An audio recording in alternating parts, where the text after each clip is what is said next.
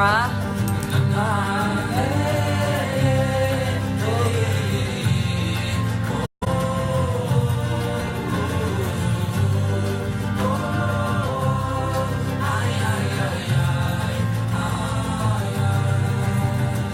Okay, so for those of you that were at Rthymia, I know this song is bringing back some good memories. Thank you, Kevin Cease, for finding this and sending this along.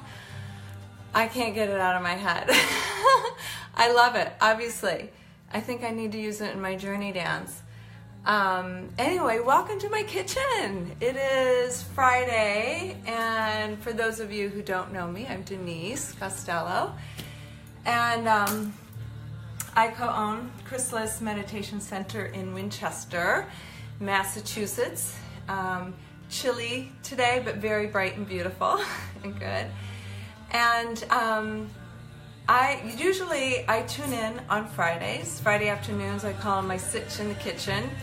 And is that a little noisy? I don't know if you guys can hear. There, I'm gonna turn it down a notch. Anyway, I love all this music that we just got turned on to there. Anyway, to digress, so Fridays I usually tune in. Vanessa, my business partner, and I put on live Facebook videos as part of our Vibe Tribe.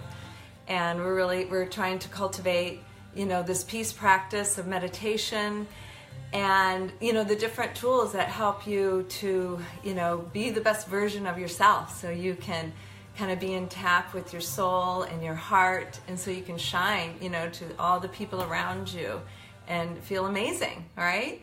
So she actually teaches leads a meditation at 6:30 in the morning. That lovely girl gets up and leads a meditation for all of us to enjoy. And it's live, and the beautiful thing with that is that even though, a lot of times you might do meditation on an app or maybe by yourself, but you feel this sense of community even though you're maybe sitting in your bedroom doing it. And it's really fantastic. And you don't have to, watch it at 6:30. You can watch it at any other time. But we're really encouraging, we want to get a whole, I think 2,400 is our goal, people meditating all at the same time, in the morning at that time, and just think of the power of that beautiful, wonderful energy that's going to be going out into the earth and to the people all around us. So we're on the Chrysalis Transformation Meditation Facebook page, and you can just tune in on 6:30 Monday through Friday, and you'll see Vanessa. So I've been sharing her videos around, and if you are watching, a way that you could help us to really spread this and get more people meditating with us is just to hit that little share button, which is right here. So if you're watching me now, I don't know if I have anybody out there. I hope somebody tunes in. I know I normally have been playing around at the time, and I'm normally going to be at 12:30. But I have an appointment with Tommy, my hairdresser, and he's very difficult to get into, and this was the only time I could get him is at 12:30, and my roots kind of need it, so I bumped this up to 11:30. But the beauty of Facebook is this will stay, right? And you can watch it anytime you want, because I know a lot of people kind of get on in the evenings. So hopefully we'll get a little bit of a dialogue. I'm not just featuring a recipe or food item today. I'm going to talk about Rthymia Life Advancement Center that I just got back from in Costa Rica, and that's where this music came from, where I was introduced to it. And it was a phenomenal experience. It was my first experience with ayahuasca. Before I went, I couldn't even pronounce it. I didn't even know what it was. And it really was kind of divine intervention that I even ended up there.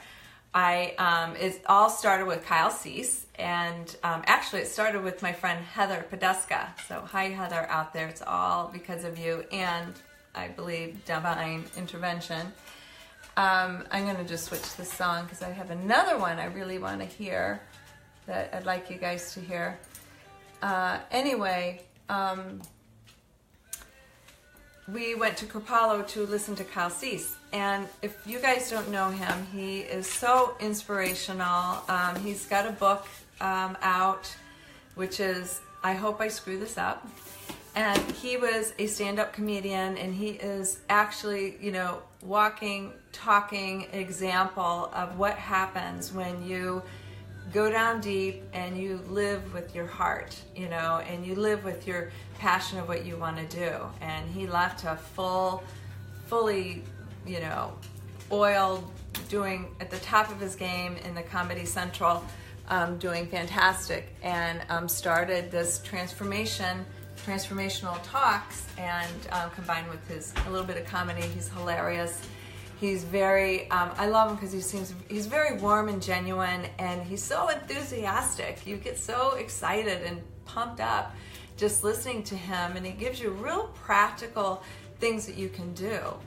And so I saw him in September, and he asked us, he's really big on meditation. And hold on, Haley, my doggy right here. I gotta put her out a second. You wanna go outside? You go outside, you gotta stay in the yard. Okay, come back. Don't run away. Stay. Anyway, he had us pick like a 3-month challenge. And his whole thing really is like embracing your fears. Don't worry about screwing up, taking that leap, and just really, you know, figuring out what it is inside of you that you want to do, because ultimately you will have no problem making money or being successful, because when you are, you know, really coming from your authentic self, in your authentic voice and your heart, you will shine, and you will follow, you know, things are just going to flow your way. And a perfect example is one of the girls. I was riding back to the airport, and I hadn't actually, there was like 50 or 60 people at this thing, so you didn't get a chance to see everybody.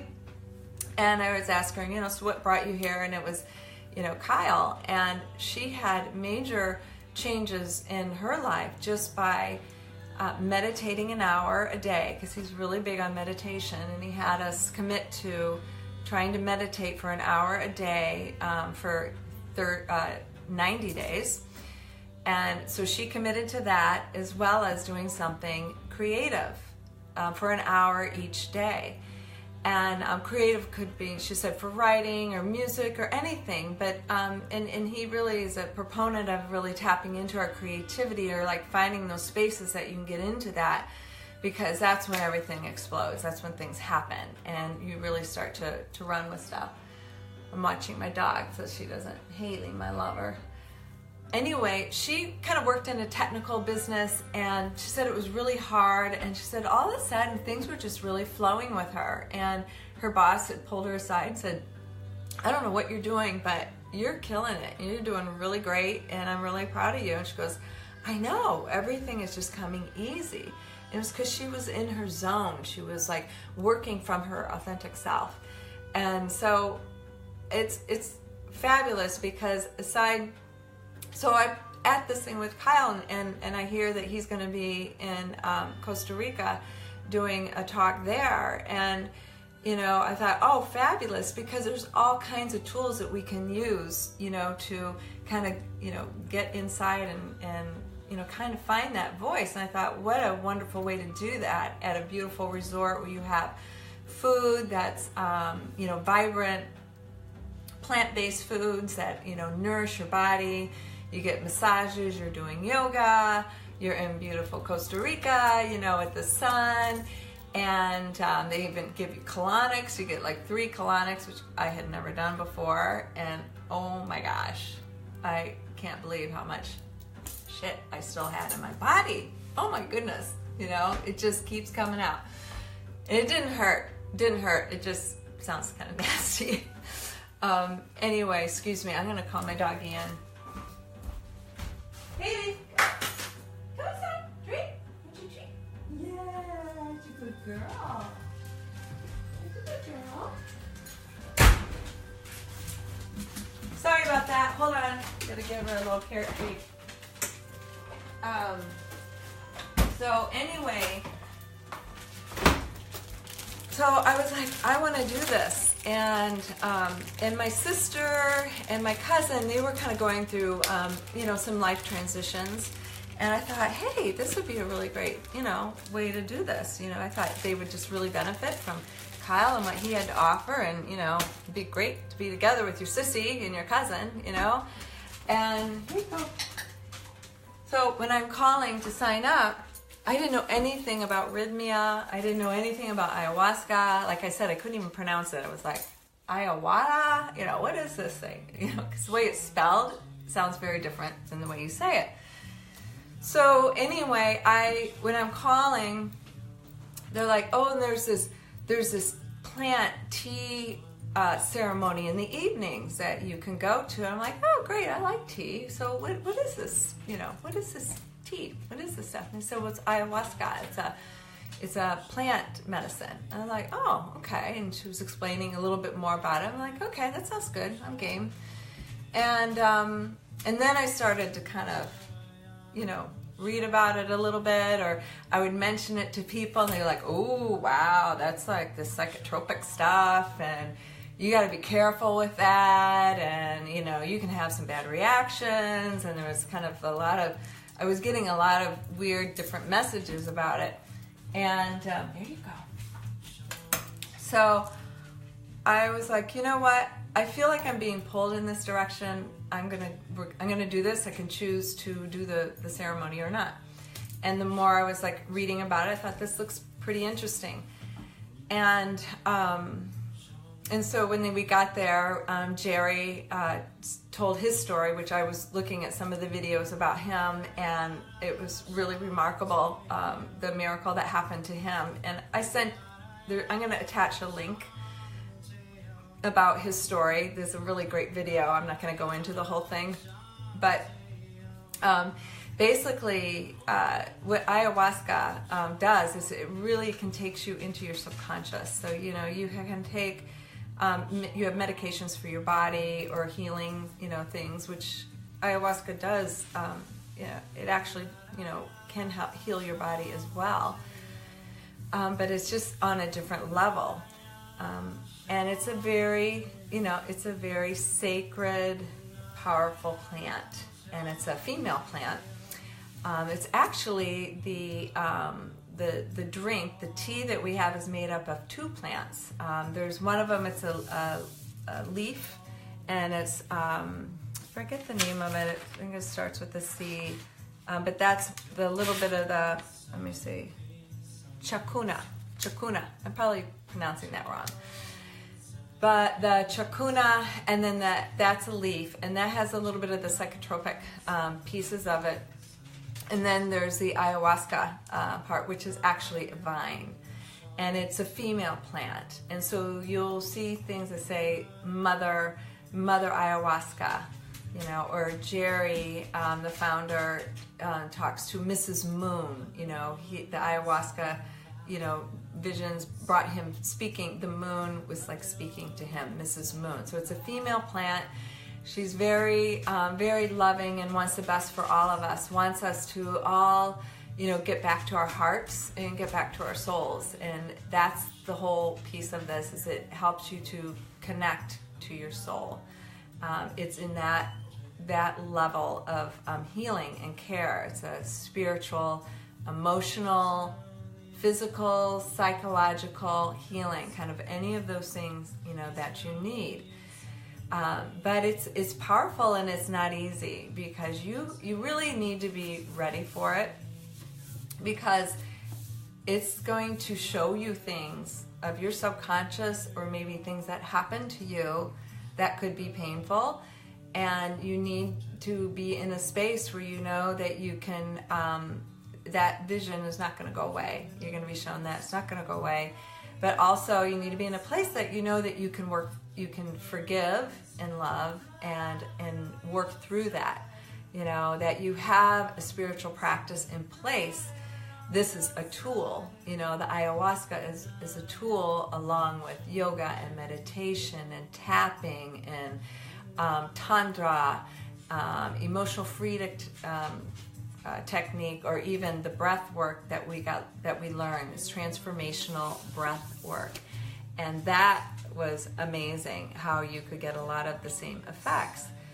So with the ayahuasca, you have to take it seriously, and you have to be, you want to be ready to continue the work. It's not a one-shot deal. It's not a fix-it pill. It's like, oh, I'm addicted, I'm an alcoholic, or I'm, have anxiety, and I'm going to do this, I'm going to take this shot, and boom, it's going to go away.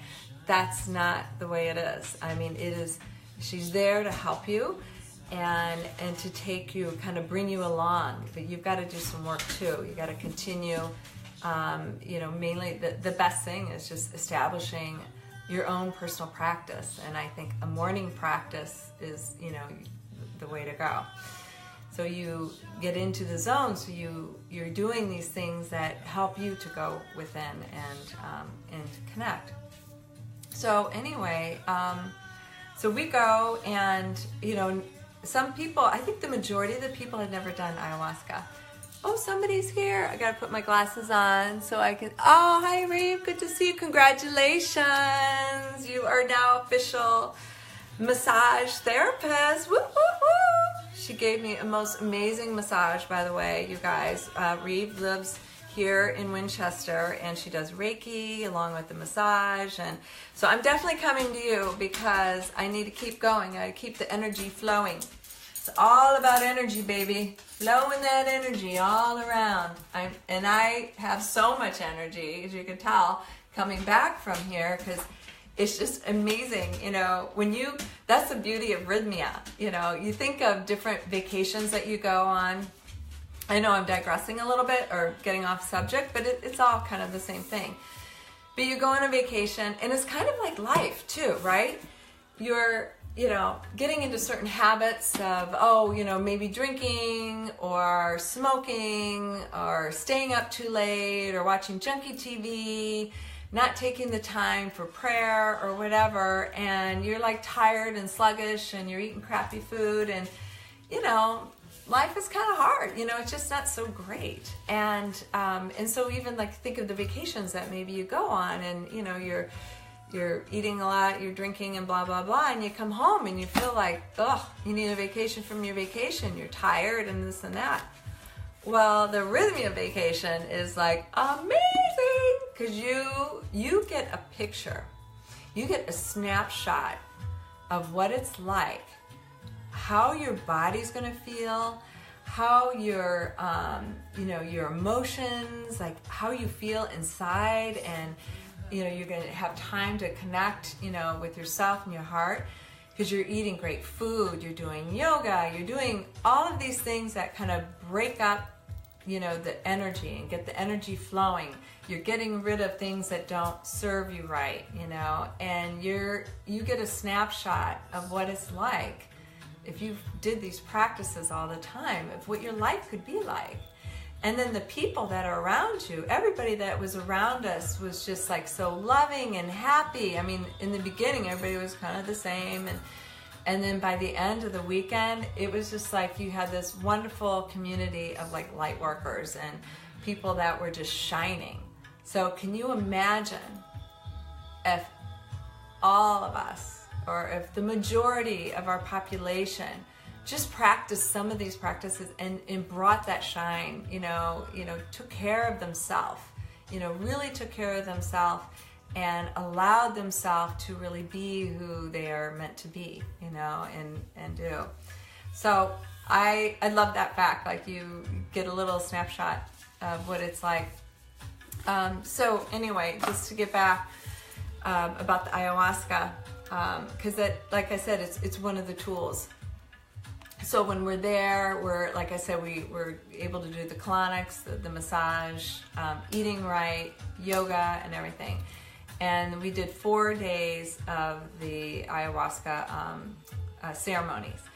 And there's different mixes of the tea based on if you come from Brazil, or if it's a Colombian, or if it's Costa Rican, or if it's Peruvian. So, and by the way, I am not an expert on this at all. Major disclaimer, I'm just telling you my experience, and I'm just telling you what I learned, from being there. And this is all these wonderful shamans. I love the shamans. Their eyes are just like so clear and piercing. They like look at you, they actually, it's like they're looking right into your soul, they're just so calm and loving and just beautiful people. And I mean, they are up. Our ceremonies would start at 5:30 and we would go to like 2 in the morning. I mean, crazy. So you get into, if you can picture, we had like 3 big rooms, and there's all beds set up, because the ayahuasca is it can make you purge. So, which means there's 4 things that it can do, to your body. You can have a physical reaction, which is like throwing up, deep heaving, pooping, sweating, crying, shaking, laughing. Oh, there was major laughter, crazy laughter bouts with people. So you can have a lot of those physical reactions. Another reaction you can have is you can see visions. You see visions not only with your eyes closed, which or open, at night. And actually, I'll tell you later. So physical, the visions, and then the other one is you can have conversation. So you can have a conversation with a spirit guide, with Jesus, with Mrs. Moon, who Jerry had many conversations. That's ayahuasca, the mother ayahuasca. She had a lot of conversations with people, so you can actually have what they call like a consult or conversations. Crazy, wild, but it happened. So I mean, really kind of neat. And then the 4th one is the nada. And guess who was in nada a lot? Me. And for those of you that know me, you know that I can fall asleep in front of somebody, like I'm talking to them, and fall asleep. My roommate, Marianne, if you're out there, I went to an all-girls Catholic college, and I was in nursing school, and I had Sister Pat, was this really mean nun, very stern. And, we would have our clinicals would be in the hospital, and then we would sit at the end of the day and we would go over like debrief, and I would be like sitting right in front of her. Now here's this big scary nun that everybody was afraid of, and I would be like just flat out asleep. And she would just be, "What's wrong with you?" Anyway, I was in nada a lot. And when you're in nada, you're sleeping, but things are still going on. And they say actually it's really nice to be in nada, because you're not getting a lot of the visions and the weird stuff. Like, the work is being done, so you necessarily don't need to see everything. And so that was kind of nice. So those are the 4 major experiences. And the way, so like I said, it was 4 nights, and you have a choice. You can or you don't have to take it. They have a ayahuasca tincture, which is a homeopathic version, which they just spray in your mouth. And so they do these these little ceremonies, and they got the music and all that, and then everybody lines up. It feels a little bit like, Jim Jones, everybody's walking in a line and taking their drink, and then it takes, I don't know how long, I don't know, maybe half an hour, so where you just start to, feel the effects of it. Before we did it, we did this thing, I wish I had one, I actually brought it home, rape, and you kind of like, it's like snorting like a caffeine, or tobacco. It's like a tobacco-ish leaf. So you snort that, and you're like, oh, whoa, crazy. But it opens up like your third eye, and it just like clears your head, And so that's something you can do anytime. You can do that before meditation. In fact, I did that the other day before I did my breath work and my meditation, and it definitely like opens you up, and you're just, I don't know, you're just more aware. Or if your mind is kind of all scattery all over the place, which happens to me a lot, it kind of, if you do it, it helps to focus you. But when I did it, I didn't get any instruction on how to do it, and I think I put too much because I snorted it and I just about died. I just was like, wow, like felt like my head was going to blow off. Anyway, so we start with that, and then you're laying there, and then, you know, just things start happening. There's stuff going on in the room everywhere. And the wonderful thing about Rthymia and why I felt very safe there, it is the only medically licensed facility where you can get ayahuasca.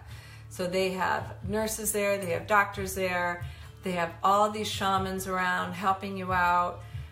So the quality, you know, is good and safe, and, you know, nothing's, you know, bad going to happen to you because you're being very, very well taken care of.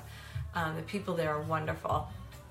And so you're laying there, and, you know, all of a sudden and everybody's got a big bucket next to their bed, and I got sick. I get nauseous. I just started hurling like really deep hives, just deep. And you don't throw up that much because you don't eat till after 2, you know. So come back from Rythmia, you lose a little bit of weight with the colonics and the throwing up, and you find that you eat less. Like I just found like I just don't eat as much. You know, your stomach kind of adjusts from just not having these big, huge portions, and that pure, vibrant food. When your body gets that pure, vibrant food, it's like, I'm good. I don't need anything more because it's so dense with nutrients. So that was kind of a nice thing when I put my pants on, the same ones that I wore when I left, and they were loose, so that felt good. So the first night was I saw psychedelic visions, you know, weird, trippy stuff, and all of your senses are extremely heightened. Like you can hear like just sounds, you know, just everywhere. And so the music sounds kind of trippy too. So that was a little bit odd. And then I think I threw up and then fell asleep. But the people around me, there were some people that were really throwing up or laughing. You know, you see people laughing or, you know, maybe just moving around, or, you know, just everybody kind of has some different things. And every single night is a different experience, and you go in there with the intention. So you kind of start with an intention, and mainly it's like you're not supposed to ask like very specific things. You know, you need to allow to what happened, and the first thing that we were just to ask is just show me who I am. So it's getting to, this is really about deep introspection, you know, and seeing like, who am I? What am I about right now? And so that's kind of the prayer in a sense. And then it's connect me to my soul. Because up until age 7, this is how it was explained to me, up to age 5 or 7, like we're just like a pure little human being, you know, we're just like a pure soul. And then there's like a shift, whether we weren't fed enough, or maybe we were abused, or there was just something that there was a rift, and you kind of get disconnected to your soul. And so if you could think of a circle, your old way, and then your new soul is your good, clean soul is the other circle, and they intersect. And that area in the middle where the two overlap is like your disease, you know, when you have, you know, anger or fear or anxiety. And a lot of it comes from, you know, just our beliefs, maybe even from way back when, from our parents or whatever, that are just kind of stuck in us. A lot of them are subconscious that we don't even know. Like we have a fear of being a failure, and maybe it was something that was drilled in us like a long time ago, but it kind of hangs with you. So unless you do the work, and like I said, it doesn't have to be just through ayahuasca. It can be from meditation, prayer, you know, movement, dance, any of these things that tap and open up and tap into your emotion and your heart is key.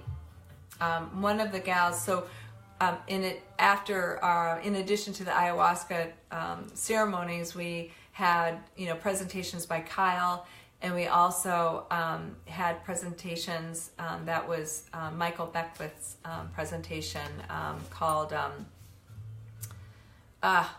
like The Light Is You. I'm blanking on the name, but I love it. The gal gave this really a fantastic analogy of, like, if you're holding this cup, okay, let's say that's, an anger emotion, or just something that you're dealing with that you're just like, so what? I'm just gonna not do anything about it. I'm just gonna just deal with it. It's not worth it. It's not worth me, doing the work to get over this thing, whatever it is. And you're holding it. Well, it's light right now, but as you go along, if I had to hold this cup up for 24 hours, it gets heavy. So the longer you carry this stuff in you, the heavier it is in your heart and in your body. So with the ayahuasca, it helps you to get in, it helps you to get in either subconsciously, like when I'm in my nada, I know there's things going on. I mean, I definitely feel lighter, like kind of physically, just even kind of emotionally. I don't have like worries so much. Not that I was a big worrier, but I don't know. It kind of, I don't know how to describe it. I just feel, I feel great, happy. And I feel this way too when after I've come back even from a church retreat, whenever I'm connected, to God, I did a lot of praying, and Jesus was there, like major, because I needed his help to get through some of these nights, because I had a lot of nausea. And I think the thing that I took away about the nausea for me was, like, when you're sick and nauseous, you can't move. You can't speak, can't do anything. So I think that was the way, just for me, just to be quiet and just like take it in, instead of like giving and just being out there and just trying to do whatever. As I felt like I was kind of flat. I wasn't myself there. And I think that was the purpose. I think I was really just supposed to be, just to go within and just take care of myself, right? So, people had different, like one girl, she had been on antidepressants since the age of 12, and she had a huge laughing kind of conniption, like on the final night, and, just came out just like, oh my gosh, I feel happy. I feel so much better, now. And, just, you don't know what's going to happen. There were two couples that were there that had been there before, and so this was like their second round, and they said it was all very different. So each night you kind of had a different group of shamans, and it was just like I said, it was lovely. It was really fun. The nice music. The final night was kind of a main, like I don't know how elder shaman, I don't know. He was like a big wig shaman guy, but not a big ego or anything. He was so sweet, and he met with each of us individually and asked us, what is your intention? What are you hoping to gain from here? And I thought that was really nice that he met with us individually. And then we had a big individual healing ceremony, which was beautiful. And it was interesting. I think one of the other things that came away for me was just that I kind of maybe meant to be a healer. The girl next to me, we're sitting in the healing ceremony thing, and I just intuitively, I just put my hand on her leg. I just felt like I wanted to comfort her for some reason. I don't know. And she like grabbed my hand. She goes, will you hold me? Will you just hold me? And I'm like, sure. So I basically kind of held her hand through most of that ceremony, which was kind of long. And then things went on, and she was having a hard time. She was just like flat out. She wasn't moving. There was something going on with her. I don't know, because she was in the other part of the room. And the night was kind of wrapping up, and I saw all these people around her, and they were the shamans were with their little, I don't know, feather things, and they spray this stuff on you, which is it's sweet, you know. It's a sweet to when you're having, like, you're throwing up or having a tough time, and they're like, you know, it's so cool. I love it. It was so earthy, and you felt so connected, you know, to God and Mother Earth and everything. It was really beautiful. Anyway, they were working on her, and there was the end, and everybody went in the main room with the shaman. And while she was getting sick, all of a sudden I was getting really nauseous, just really nauseous. And I was like, I just want to throw up, and I couldn't. And the shaman had said, it's like, don't make yourself throw up, you know, let it come. You know, you need to be in the nausea. It's okay. Be in the nausea and ask for guidance while you're in the nausea. So I'm like, okay, dear Jesus, you know, help me through this. But it started when she was having a problem. And I think that we got connected, you know, in the ceremony. And so everybody goes in, and I was like, oh, I can't leave her by herself. So I went over, and I just, like, right when I put my hand on her, I just felt tears just welled up in me. And I just felt like this deep sadness inside. And I was like, oh, poor thing, she must have some sadness. And so I just kind of kept, you know, my hand on her like this, and I just kept praying into Jesus, please just stay with us, help us through here. And then after a while, like, it just lifted. The nausea lifted. It was all gone. She started to sit up, and we were able to walk her to the bathroom and, you know, take care of her. And then when she kind of was settled down, I just said to her, I said, you know, I don't know if you believe in Jesus or not, but I called him in. I just was not, I needed his help, you know, and I called him in for us, and I know he helped me, and I think, you know, I hope he helped you. And she looked at me, she was like, oh, I wanted to talk to Jesus. I wanted to meet Jesus. I'm like, oh, good, thank you. That's good. We brought him in. And I asked her, I said, you know, when I put my hand on you, I felt really, really, I felt so much, I felt some sorrow. Are you sad? And she was like, yes, you know. So she was having a hard time, but now she's great. Like, so she went through that. And I've seen, like, her dialogue and the Facebook, like, we have a little group after, and it seems like, you know, things are going really well for her. So it was wonderful to see, you know, in people, you know, these changes. And with Rthymia, the way that's set up, they really have everything just so you can kind of continue with this kind of soulful practice, you know, of kind of going within and looking at yourself, and just trying to, you have to be ready and want to deeply, like, really get rid of your shit. Like, you want to literally get rid of your shit, but the inside shit that you're working on. And it just kind of gives you that little push, like, you know, she's going to take you. She's going to take you there. And so that's it. So I don't know, do you have any questions? I see Reeve, you're on there. Does anybody have any questions that I can ask? I don't know. Let me see if there's anything that I kind of... Oh, I'll just tell you one really neat thing that happened too. So I pull my cards. These are what they call oracle cards, and they're just... I don't know, they're just a method, you know, of connection. You know, I pray on them, I hold them to my heart, and then I, you know, ask a question, and I pull something, and I think it's just a conduit, you know, of our spirit guides, our angels, or God, or whatever, communicating. So in the last night, because I was nervous, you know, the last night they said, oh, the last night it's like tar. It was like really thick, but it didn't have the hallucinogenic piece to it. So this was a Colombian version.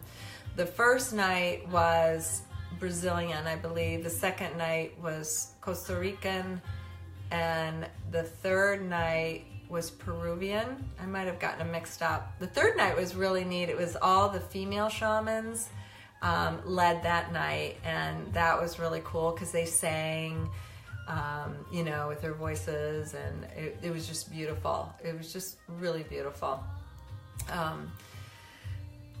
So I pulled my cards on that last night, and of course, look what I got. I got Lady Nada, and her is all about heart awakening. Because the bottom line in all this is it's your heart. You're trying to get to your heart, in touch with your heart and your soul, because your heart is your true self, right? It's there. But it's awaken to acceptance of divine love, give and receive in balance. So I think, what was going on with me with the, helping to heal the girl, but I had to kind of take care of myself too. But I definitely had the heart awakening. And then the last night goes from 8 at night till 8 in the morning. So it's an all-night affair because you actually do two drinks. Like you take one, you're gone for like an hour and a half, and then you kind of come out of it. And then you take your second one. And that one, I don't even know what time it was, middle of the night. Anyway, it was really beautiful. I was in the outside space, it was like an open area. And so I was just like looking out into the clouds, and I was just looking at the clouds. I will admit I was a little bummed because I really wanted to talk to Jesus or Mary, or I wanted to have a conversation, and I didn't really get that. I got psychedelic stuff. I had a lot of feelings, I was throwing up, so I think that was good. I had some releasings, but I didn't get my little conversation. But that's okay. It's all right. I know he's listening. I know God's listening. Anyway, my other card I got was Holy Spirit. So the Holy Spirit was like with me all the time.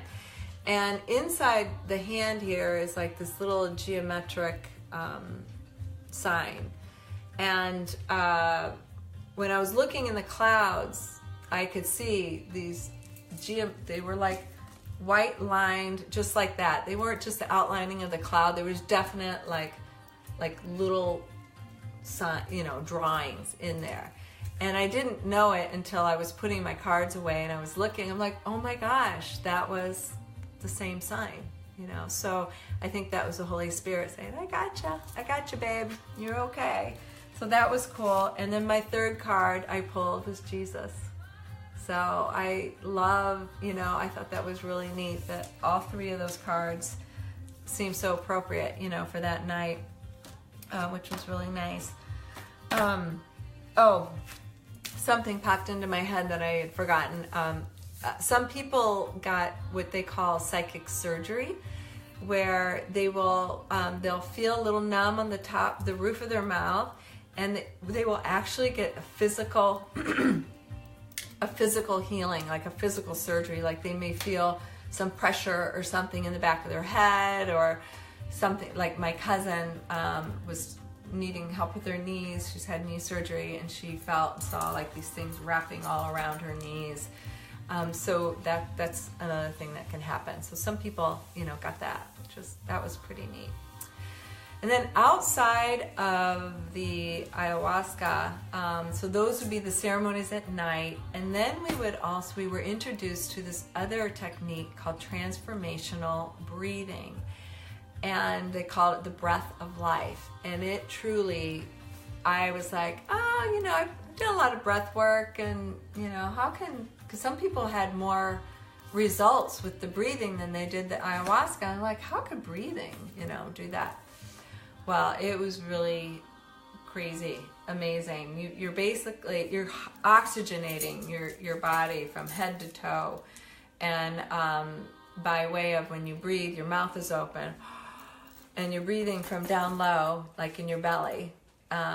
And you breathe low, and it's like a cyclical breath. So it's not like, it's,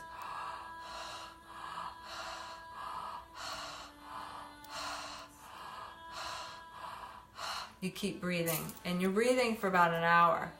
And we are laying down, we're on pillows and blankets, which I thought was strange as I walked in the room. I'm like, why do we need pillows and blankets when we're breathing?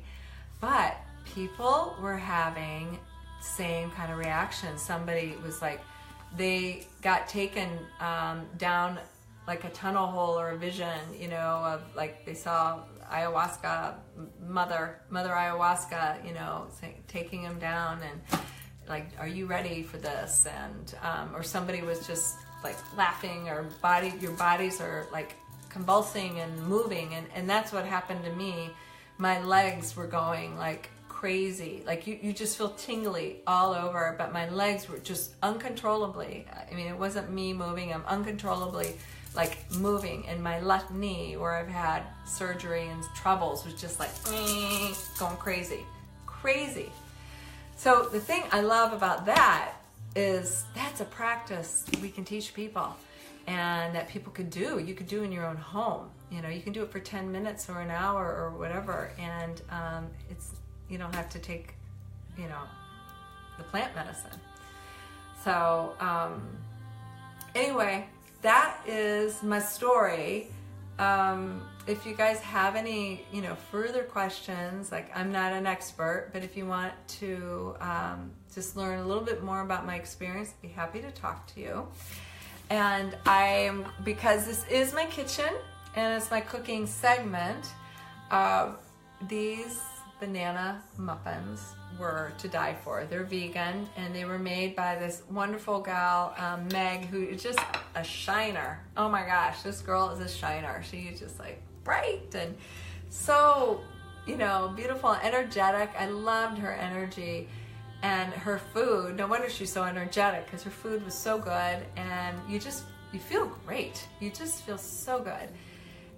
So for this recipe, I'll give you the link. She has a cookbook and an online one that has it, because mine didn't turn out quite as beautiful as hers. Mine is flat because I didn't have, you use rice flour, and I didn't have any, so I used the Pamela's because it's a gluten-free, and I think maybe that was it. I don't know why it didn't rise, but it's pretty easy. You instead of eggs, we're doing the flaxseed eggs, so it's like 2 tablespoons of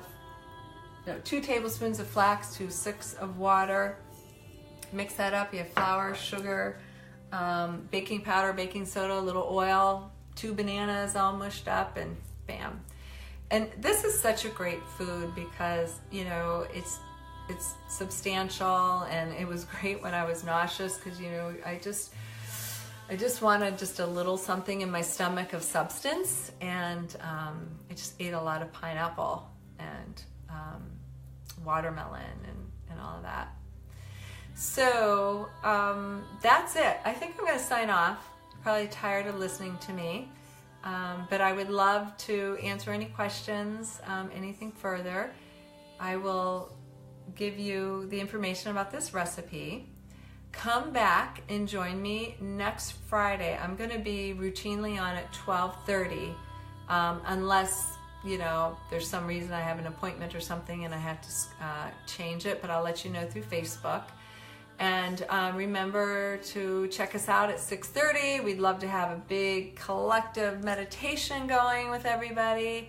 And if you want some beautiful music to listen to, like this is, I love this Satankar. She's wonderful. Can you hear that?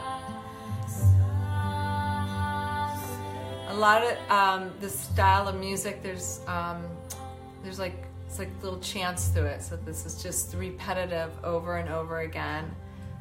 This is a really beautiful song, like in the morning, or if you're maybe meditating, or you just want a real, like a peaceful. Say so. Lovely. Anyway, if you are on Spotify, I put together a little Costa Rica playlist, just with, you know, some of this music. So I'm Denise Clemens Costello on Spotify, and I have a lot of journey dancing, which reminds me, this Sunday, if you're in the Boston area, Tony's gonna be in town, and she's gonna be having journey dance in Newton. I will put that information as well. Sunday from 11 to 1, and fantastic dance. I'm telling you, that is as powerful. When I did my 2 weeks in Costa Rica, that was my first visit to Costa Rica. It was last March. I did that 2-week training, journey dance training with Tony, and I came back like just high as a kite, because dance can really get you out of your mind and your head, and you really are able to express your emotions and just like get all whatever you've got going on in here, you can express it, through movement, and the music just, takes you there.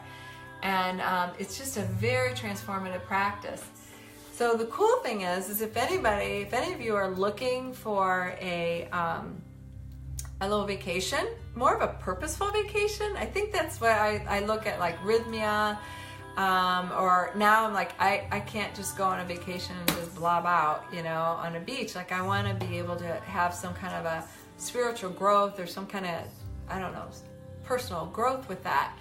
And I'm loving that, actually I'm loving that there's more of these types of things out there.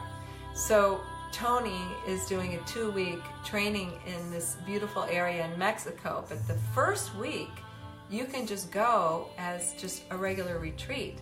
So you don't have to attend the classes, but you get to attend all the dancing. How great would that be? I mean, you're at a beautiful resort surrounded in gorgeous area, and she said that the land there is very special. There was something holy about the land. I don't know what it was, but I'll find out. And that is, I'll put those dates too, because that's a beautiful way to spend, like a retreat. And I guess my ending note is just take some time for yourself, set up a daily morning practice of, even if it's just putting your hand on your heart and breathing in 3 breaths, and just saying 3 things that you're grateful for. Find a way to connect to spirit, to God, to the universe, whatever it is that you believe in. Like really work on that part of your body, not just your physical, not just your mind, but get into your soul, man. Get into your soul. You'll feel so much better, and you're gonna shine, and you're gonna reverberate that shine, around everybody around you, and they're gonna feel it and love it. And wow, wouldn't it be wonderful, huh? Okay, enough of me yapping. I will talk to you later. I love you guys. Mwah.